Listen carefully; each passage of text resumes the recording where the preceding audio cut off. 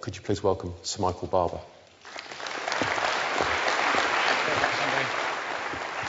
Thank you. Wow, it's always difficult coming here because it's such a huge audience, it's such a fantastic conference, and then to follow that story from the Cabo partnership makes it harder still. But as Andrew just said, I want to talk about innovation and creativity.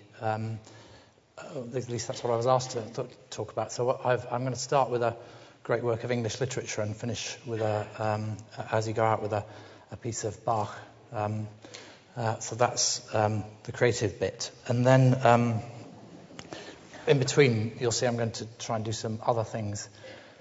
I'm just looking around the audience. Long ago, a very long time ago, when I was a small boy, there was probably before most of you were born, judging by the youthful looks of the audience. It's amazing. You start discovering you're older than the English cricket captain, and now you discover you're older than most head teachers, and soon you'll be older than most classical composers.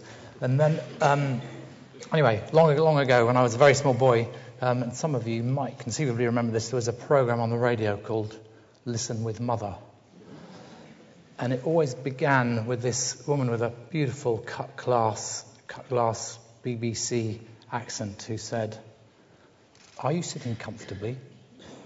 Then I'll begin." And that is my question to you. Are you sitting comfortably? Then I'll begin. And I want you to imagine that it's not quite that kind of chair. It's a kind of armchair, and this is a lamp. There's meant to be a kind of living room atmosphere here. And I want to read you a story. And I've got the book here. Do you remember books? This is one of them. What you do is you open it at the front and then you kind of flick through to the page that you're looking for. And the page I'm looking for is page 30, where chapter 3 begins, and the title is up there. I'm going to read it to you. It's a wonderful story. Some of you might remember it. The piglet lived in a very grand house in the middle of a beech tree, and the beech tree was in the middle of a forest, and the piglet lived in the middle of the house. One fine winter's day, when Piglet was brushing away the snow in front of his house, he happened to look up, and there was Winnie the Pooh.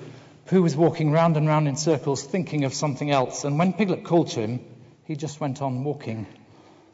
"Hello," said Piglet, "what are you doing?" "Hunting," said Pooh. "Hunting what?"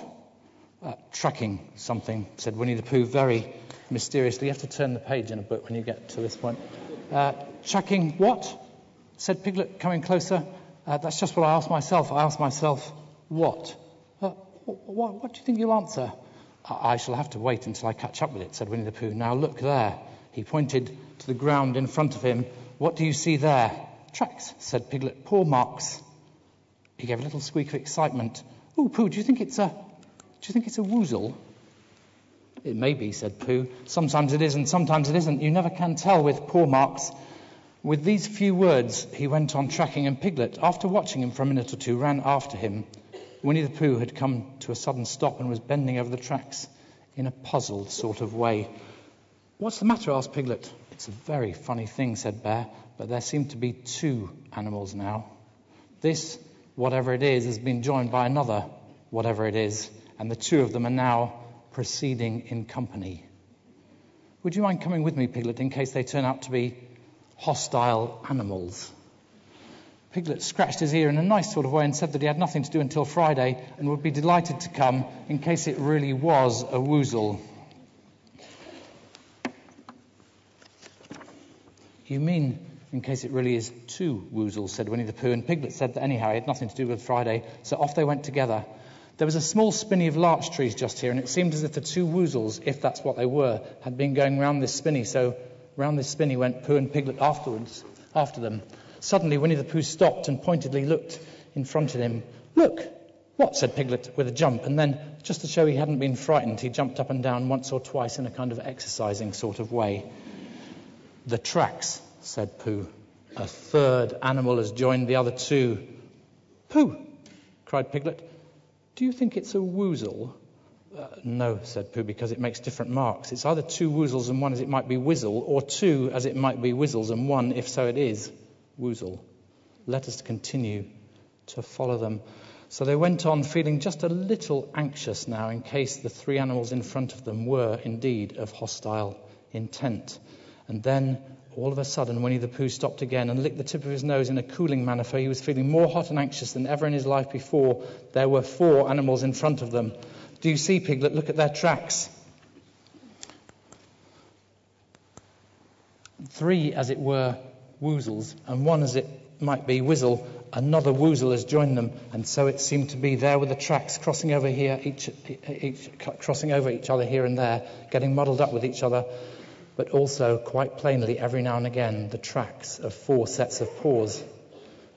I think, said Piglet, I think that I've just remembered something. I've just remembered something that I forgot to do yesterday and shan't be able to do tomorrow, so I suppose I really ought to go back and do it now. We'll do it this afternoon, said Pooh, and I'll come with you. It isn't the sort of thing you can do in an afternoon, said Piglet very quickly. It's a very particular morning sort of thing that has to be done in the morning, and if possible, between the hours of, what would you say the time was? About 12, said Winnie the Pooh, looking at the sun.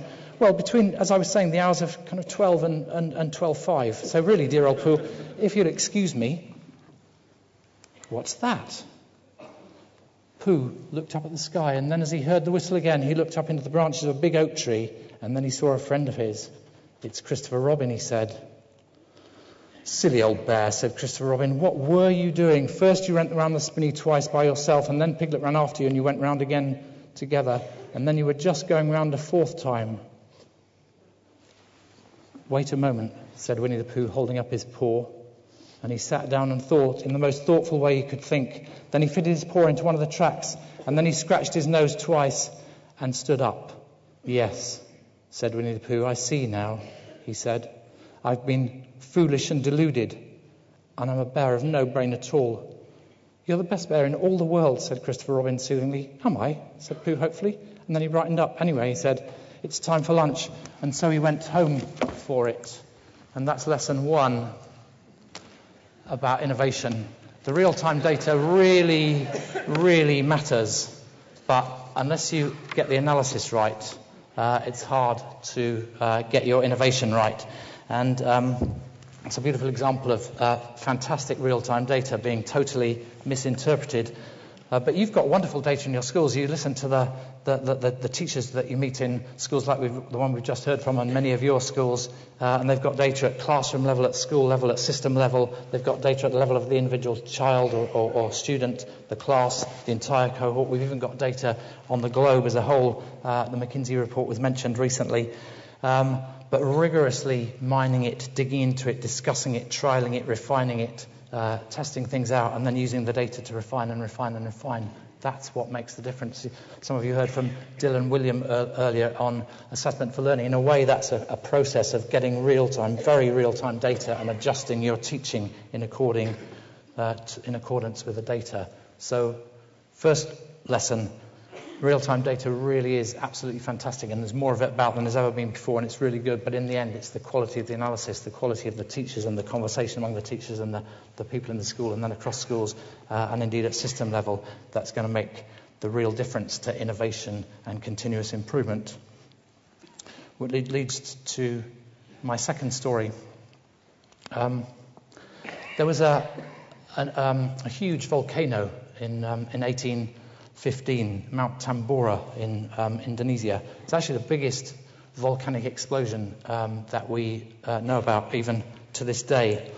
And obviously it spewed a huge amount of ash out, much more than that unpronounceable volcano in Iceland last year. And the ash clouds spread around the world, and it led to a summer in 1816 in Europe called the summer, or they called the 1816 the year without summer. And there was famine. Obviously, the crops didn't grow. Many of the livestock died.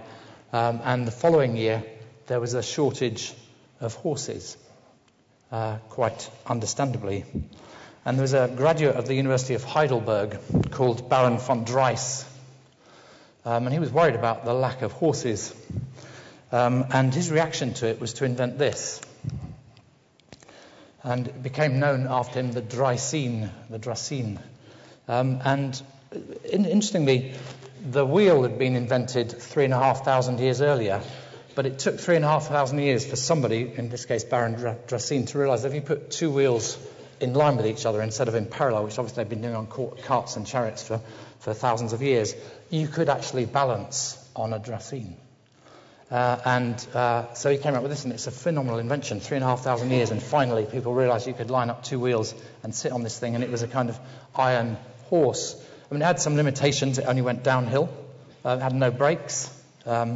It was a bit rough, lacked suspension. The tyres are made of are missing altogether. They're kind of iron, so it's a pretty rough ride, but nevertheless a phenomenal innovation. And you can see there that something like a bicycle is beginning to emerge.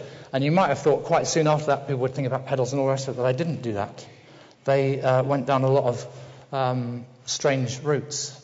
Development and innovation isn't always fast, and it's certainly not always linear. They came up, as you're probably familiar with this, which became known later as the penny farthing. And in the 1870s and 80s, people began to have riding lessons. But when we talk about riding lessons now, we kind of assume that's riding on a horse, because we assume everybody can, or nearly everybody can, learn to ride a bike at home if they want to. But in those days, you had to have riding lessons, and there were riding instruction schools all across Paris and London and New York. And Mark Twain, the famous author, went for riding lessons in his late 40s. And this is how he described his riding lessons.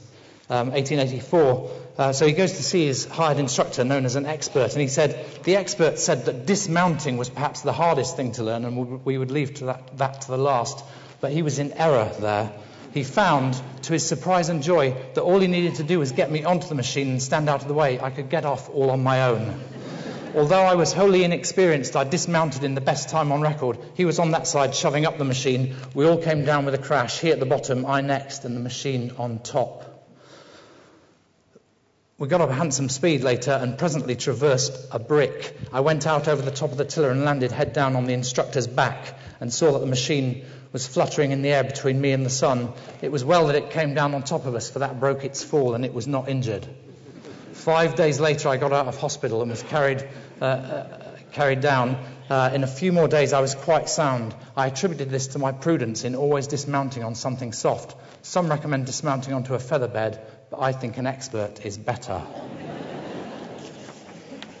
And his section on this concludes, get a bicycle, you will not regret it if you live. So that was a bit of a sideline, really. But then there was a guy actually not very far from here in Coventry called James Starley, and he invented this. And that was phenomenal. Suddenly everything began to work. This was the breakthrough. So it's taken like 70 years from the dracaena to this point. But if you listen to this about James Starley, this is James Starley talking about his invention of what was known then as the safety bicycle. The main principles which guided me in making this machine were to place the rider at the proper distance from the ground, to place the seat in the right position in relation to the pedals, and to place the handles in such a position in relation to the seat that the rider could exert the greatest force upon the pedals with the least amount of fatigue. Suddenly, somebody's cracked it. So we started with a dracaena, then we had the penny farthing and a whole lot of other lost trails, and finally somebody gets the proportions right of the bicycle.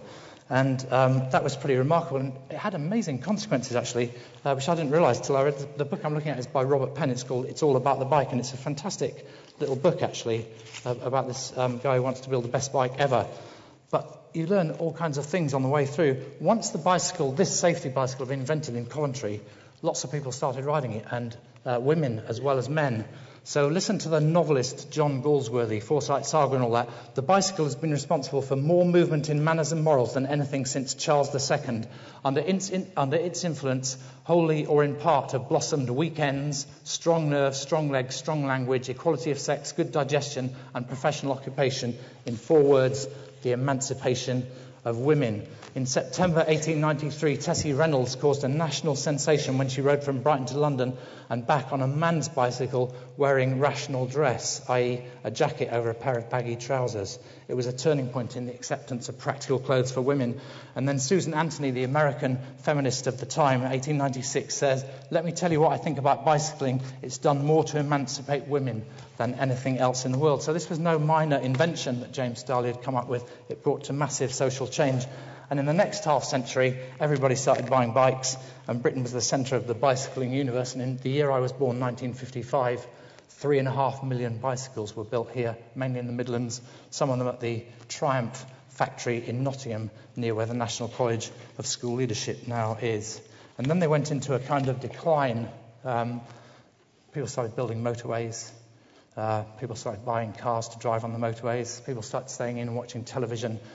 Somebody invented supermarkets. All of these were things that made it less likely that you'd go out on your bicycle. And there was a big decline. And actually, between the James Starley bicycle in 1898, the one that you see on the screen now, and the 1980s, the amount of change is... Sorry, that's the 1950s.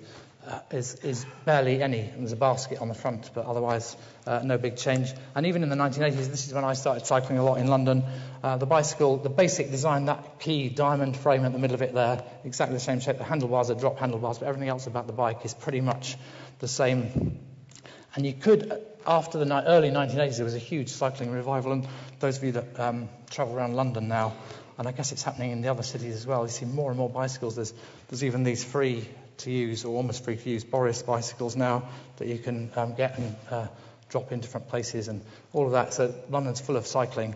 And there's been a big cycling revival in the last 30 years. And you might think, and this is my bike from 2004, now in my bedroom, because I've just got a new bicycle, and not because I love it so much, although that's true too.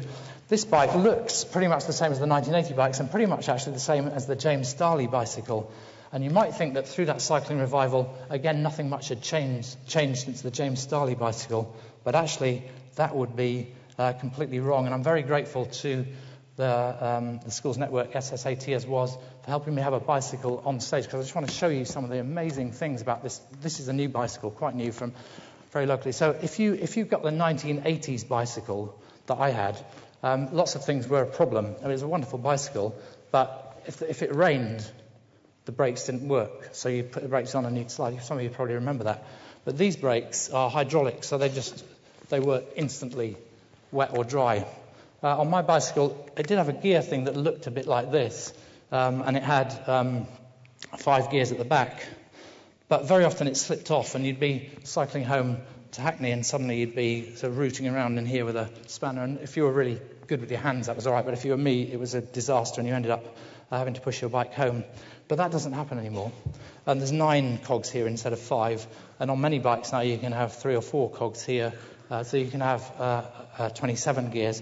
And the process is all much, much better and more effective than it used to be.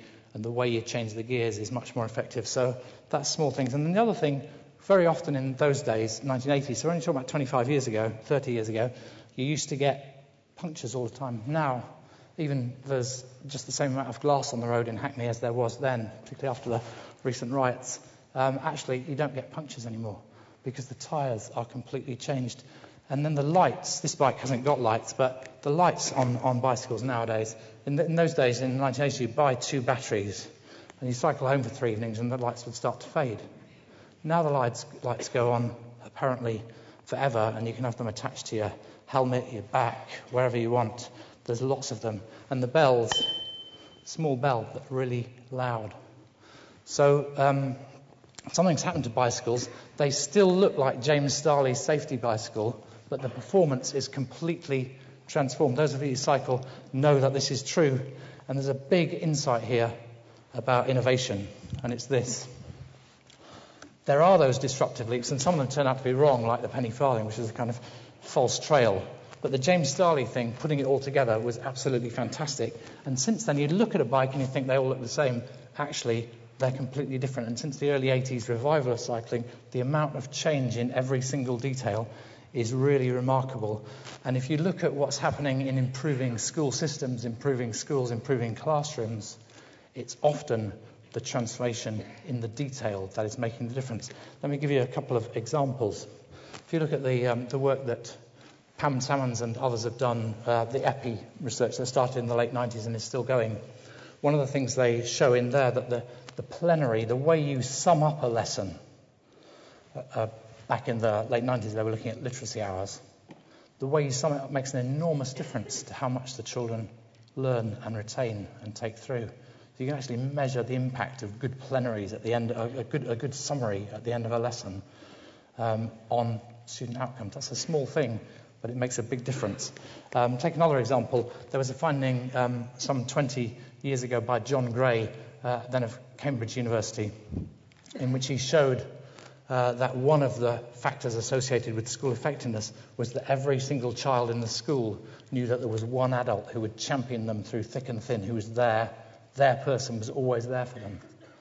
Not that difficult to achieve, it just requires some system. But if you get it right, it makes an enormous difference, and it's absolutely obviously consistent with the theme of this conference. So some of those small things make a big difference. And of course, there will be big transformations, and people are reorganizing lessons and the way they do timetables. And I'm not remotely against that. Those disruptive things will make a big difference, and they are important, and some of them will work and some of them won't. But this improvement in the detail needs to go alongside it. I promise you, if you buy a bike in 2011, it is a completely different experience from 1981 because of the refinement of all of those details. Third story. I don't know if... I'm sure some of you have been to Moscow. This is St. Basil's Cathedral in Moscow. It's at the far end of Red Square, and it's one of the greatest sights in any city, anywhere in the world. Red Square is this huge square with the Kremlin on the right, and you look along Red Square, and there is this incredible series of spires and onion domes with all the colours. This is a picture from May of 2011 of that cathedral. The cathedral was actually built in the 16th century during the reign of Ivan the Terrible, who commissioned it. And Ivan the Terrible, some people end up with nicknames that they don't deserve, but Ivan the Terrible truly deserved to be called Ivan the Terrible.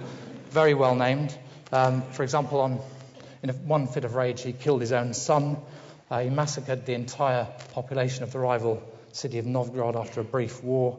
And then he commissioned a guy called Postnik Yakovlev to design this cathedral. And Yakovlev lovingly designed it, supervised the building of it, got it built, and showed it to Ivan the Terrible. And Ivan the Terrible said to him, "Could you do anything that beautiful again?" And Yakovlev said, "Yes, I think I could." So Ivan the Terrible had him blinded to make sure he could never do anything that good again. So that's one wonderful cathedral. And here's another. This is now a cathedral, but when it was built in Cordoba in Andalusia in Spain, it was a mosque built in the late 8th century. It took a couple of hundred years to be finished into the 950s, during the several hundred years when southern Spain, Andalusia, was part of the Muslim world, at a time when the Muslims led the world in innovation, in mathematics, in astronomy, and significantly in philosophy. And they built this magnificent mosque called the Mezquita.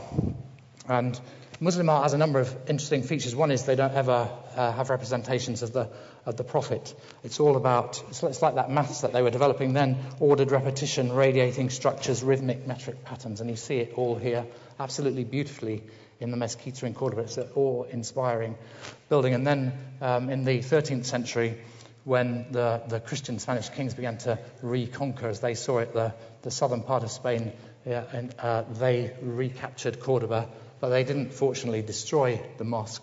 They turned it into a cathedral, and it's a magnificent place to visit.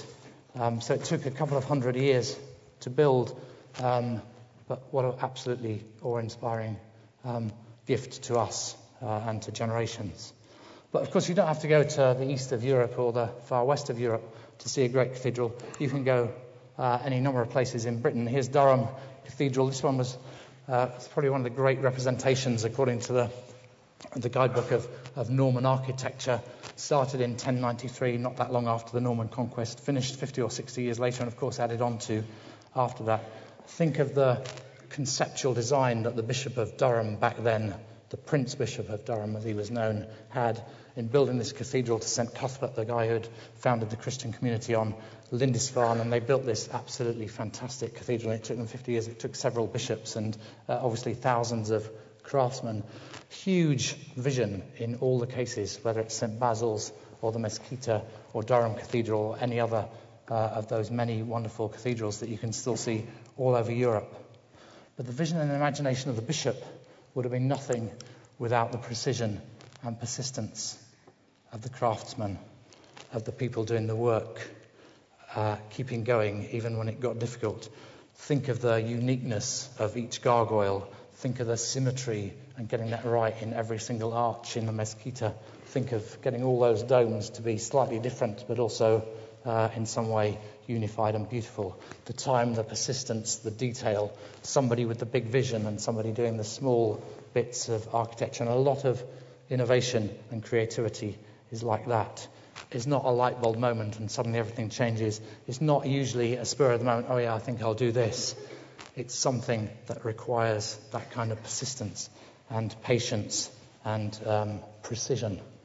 So some of you might have read a book published a couple of years ago in America called Talent is Overrated by Jeff Colvin. And it's about deliberate practice. It's about how you get better at something. And he uses examples from sport and art and business and all kinds of things. For example, the Beatles had done, before they became famous, before I was in Liverpool, a small boy in Liverpool, and before they became famous in the early 1960s, they had done something like 10,000 hours of deliberate practice, mostly in Hamburg, as it turned out. Or Bob Dylan, for example, before he became famous, had spent hours, if you add it all up, something like 10,000 hours of practice, dropping out of the University of Minnesota, hanging out in Greenwich Village, and then becoming good, bad, or indifferent, depending on your opinion, but certainly famous and popular. If you look at Bill Gates or Steve Jobs, lots of people in Britain are reading the new biography of Steve Jobs. He and Wozniak, his colleague, had been tinkering with bits and pieces of computing in the garage in California for years before they came up with the first Apple Mac. So that process of innovation is not usually just about a sudden moment of inspiration. Very occasionally it might be. It's often about hours and hours of deliberate practice and then a step forward. And the cathedrals represent that huge combination of amazing vision, devotion to, in each case, a great religion, and imagination of what something could be like, and then this precision and persistence. Which leads me to my fourth story. 3 years ago, I had this fantastic opportunity to walk round Annapurna. I hasten to emphasize walk round, not up Annapurna. This is one of my, the team I was with, high up, about 14,000 feet, lots of fresh snow, cloud had come down, all looks a bit gloomy, but very, very inspiring, and clouds swirling around, very exciting. And of course, one thing about innovation, which is true in cloud on a mountain, is also important, is you have to keep looking around, because if you're in cloud on a mountain, you can't really obviously see very far, but if you don't keep looking around, you miss the moments when you get a chance to see a view and you know where you are and you know where you might go. Listen, for example, to the great British climber George Mallory, when he went on 3 expeditions, 1921, 1922, and 1924, when he eventually died on Everest. 3 expeditions attempting to climb Everest, and nobody actually knows whether he definitely made it to the top on the 1924 expedition. But the thinking is probably not, but nobody can be sure. But listen to him describe his first view of the summit of Everest in the 1921 expedition. The clinging curtains were rent and swirled aside. They closed again and then flung wide at last. And there we were to witness the amazing spectacle. So one thing about innovation is when the clouds close in, when life is tough, when everything's all around you, is really, really challenging, is to keep looking for the visions, the shafts of light, the amazing spectacle that George Mallory describes. Because if you don't look, you don't see. And so looking out as opposed to looking in is a key part. But I want to tell not the story of Everest, but of the ascent of Annapurna. There was a French mountaineer called Maurice Herzog, who made the first ascent of Annapurna in 1950. At that time, it was the first time anybody had climbed an 8,000-meter peak. It was the highest anybody had ever been on a mountain. And Maurice Herzog and a guy called Lachenal made it to the top, leaving the rest of the team a few thousand feet below them at a base camp. And it was a very demanding climb, and Maurice Herzog wrote a wonderful book about the ascent of Annapurna. And they reached the summit on the 3rd of June 1950, and they were completely elated. This incredible view, the highest any human beings have been, these amazing scenes right out across the Himalayas. And they'd taken a lot of risks to get there, but because they were so elated, and because actually at that height and that cold, your body ceases to feel the fear and anxiety you probably should, they weren't worrying about it, but they had risked a great deal. They'd chosen to wear light clothes and light boots because they wanted to climb fast. They'd chosen not to take oxygen. Their clothes weren't good enough. They climbed too long because the summit kept taking a bit longer, but having gone that far, they wouldn't want to go back. And they climbed too high for the clothes they got. And then something really awful happened to Maurice Herzog as he set off down. He dropped one of his gloves and it just slid away. So now he's already beginnings of frostbite, but now he's got a completely bare hand at 26,000 feet. And it's all a huge problem. And they go down and they finally make it to the base camp, and then they literally get carried on stretchers from there down the other camps, back into Kathmandu, back into India on the train. And there's one of the party was a doctor, and he literally has to slice off Herzog's fingers to keep him alive as they go down. And there's a horrible bit in the book where they're now on a train in India, and when the doors open, the doctor is sweeping out the bits of finger and toes that he's just cut off Maurice Herzog to help him get down safe and alive. And a year later, 1951, Herzog dictated the book, the wonderful book that he wrote about the ascent of Annapurna. And later, by the way, he went on to become French Minister of Sport and Culture. And according to Wikipedia, which I checked last night, he's still alive, although that might have changed. Who knows? So he did well. He had a long life. He was born in 1919. And now, what's this got to say about change and innovation? It's not that you have to lose all your fingers and toes. It doesn't have to be quite that bad. But there are some morals here. One is, although he and Lachenal made it to the summit, it took a team. They'd spent several months reconnoitring the whole area around Annapurna, finding the routes to the summit, searching the valleys, searching the ways up. The local people all thought they were a bit weird. Why would you want to go up there? But they did. And they searched it. And so it had taken a team of about eight or so people several months in order to enable Herzog to make it to the top. And secondly, you don't have to lose all your fingers and toes, but sometimes that kind of big innovation is painful. It does require challenging a set of norms, pushing things beyond where you would normally want to go. But then the thing I really like about Maurice Herzog's book is the last bit, when he's written this whole wonderful story, described the pain and the agony, but also the triumph and achievement and the sense of achievement. And I'm pretty sure if we had him here, he would say he never regretted what he did, in spite of what it cost him. But he finished his account putting all that in perspective and setting a challenge actually to everybody else on the planet. The last line of the book is, there are other Annapurnas in the lives of people. Here's Annapurna, amazing, beautiful mountain.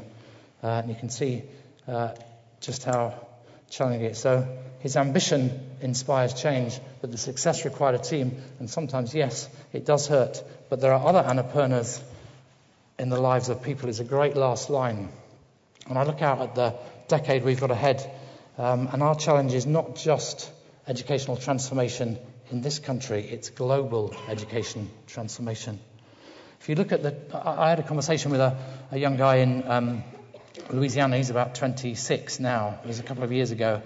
I said to him, what's the 21st century going to be like? You'll be alive for most of it. I'll probably, sometime in the 2040s or 2040s or 2050s, I'll die hopefully just after England have won the World Cup.